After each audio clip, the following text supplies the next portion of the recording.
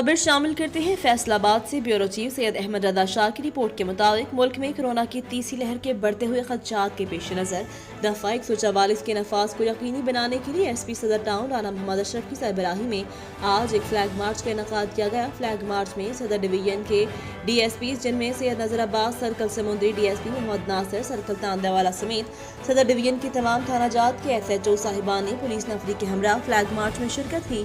Flag march में पाक फौज, rangers, dolphin police, elite force और रेस्क्यू 1122 के एहलकारों ने भी शिरकत की। फ्लैग मार्च एसपी सदर के ऑफिस से शुरू होकर मुख्तलिफ शाहराहों और बाजारों से होता हुआ एसपी सदर डिवीजन के ऑफिस आकर इख्तिताम पजीर हुआ। फ्लैग मार्च से पहले एसपी सदर राना मोहम्मद अशरफ ने तमाम एहलकारों को ब्रीफ करते हुए कहा कि हम शहर में अमन की सूरत हाल को बरकरार रखने के लिए हमा वक्त कोशा हैं। पुलिस मुलाजिमीन की ड्यूटी में किसी भी किस्म की कोताही बर्दाश्त नहीं की जाएगी। एसपी सदर राना मोहम्मद अशरफ ने शहरियों को पैगाम देते हुए कहा कि तमाम शहरी मास्क पहनकर बाहर निकलें और बिला जरूरत घर से मत निकलें।